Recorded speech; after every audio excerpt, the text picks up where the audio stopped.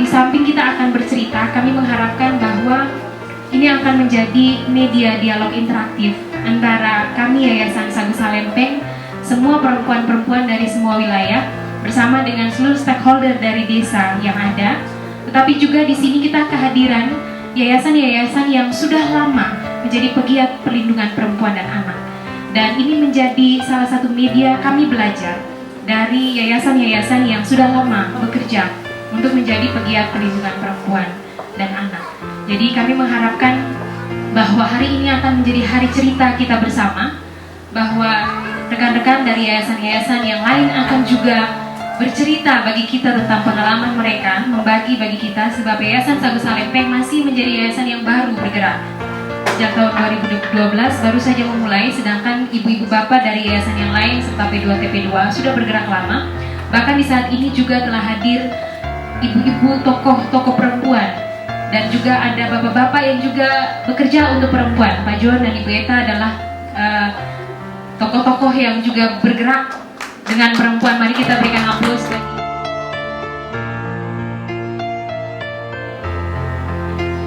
Yayasan Sagusa Lempeng ini dulunya kita kenal dengan istilah tim implementing.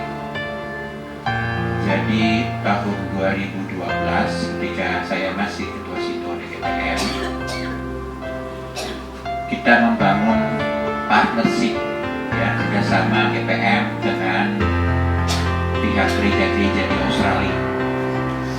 Dan waktu itu pikirannya paling sederhana saja, kita ingin membangun partnership lintas gereja, tetapi fokusnya pada bagaimana pemberdayaan perempuan yang macam apa.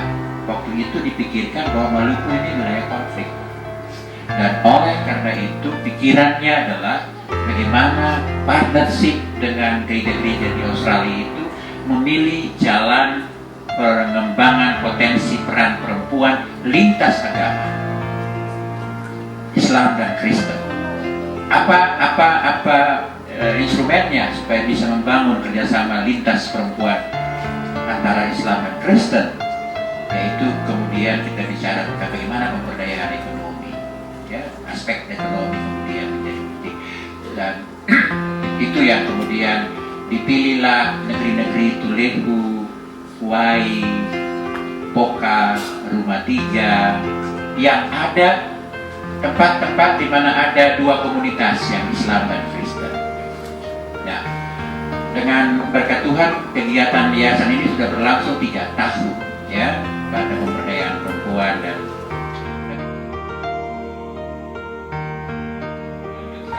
kami memang meminta United Church supaya areanya itu jangan hanya di Ambon. Kita minta areanya itu lebih terbuka luas ke daerah-daerah di luar Ambon. Sebab proses untuk membentuk masyarakat cinta damai melalui kerjasama antar perempuan-perempuan kami menilai efektif. Dan kalau ada yayasan GPM yang punya kegiatan berkelanjutan secara intensif dan mantap, itu Yayasan Sagusa Lempeng. Karena itu Bu Yeni dan kawan-kawan, terima kasih untuk seluruh komitmen itu. Dan sudah banyak hasil sebenarnya yang mereka kerjakan sampai dengan peraturan negeri. Padahal kita juga punya keterbatasan sebagai gereja masuk ke situ, tapi yayasan ini sudah membantu sehingga yang tadi Pak John bilang GPM sudah go public. Termasuk kalau kita sudah punya website, berarti memang sudah menembus horizon yang lebih luas. Saya kira juga websitenya harus 2 bahasa, sebab sekaligus juga bisa menjadi laporan kepada kawan-kawan di United Church. Ya, kira-kira adminnya bisa mungkin mengelola. Saya yakin itu pasti bisa. Ibu Bapak, lalu karena ini inspirasinya cerita di Rumah Pohon, saya tidak mau memberikan banyak hal, saya hanya berikan beberapa catatan sebagai cerita kita bersama hari ini. Yang pertama, saya ingin supaya cerita ini juga berhasil membuat kita melepaskan stigma dan stereotip perempuan terhadap perempuan. Sebab jangan-jangan bikin cerita di Rumah Pohon lalu orang masih membangun idiom bahwa Adam dan Hawa itu digoda di dalam taman, lalu karena itu ada ular turun dari pohon untuk menggoda Hawa dan kita jatuh ke dalam dosa. Artinya bahwa mari kita bebaskan pandangan masyarakat dari stigma dan stereotip yang selama ini membuat perempuan seakan-akan tersudut.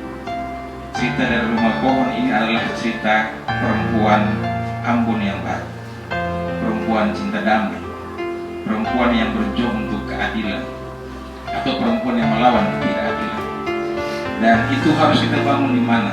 Di rumah, di keluarga kita, di masyarakat, di jemaat, di majelis taklim, dan di tempat-tempat di mana kita saling berjumpa satu dengan yang lain.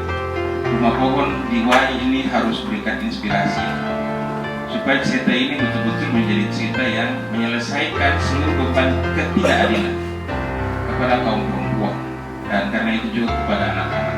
GPM di tahun 2017 menjadikan isu keadilan sosial dan keadilan ekologi sebagai fokus utama program.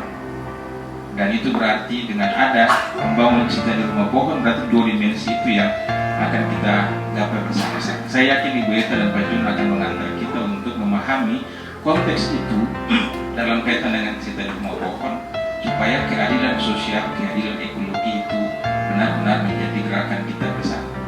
Bukan hanya dalam kaitan dengan aspek-aspek tertentu, tetapi yang paling penting ini menjadi pesan moral yang menggugah semua orang.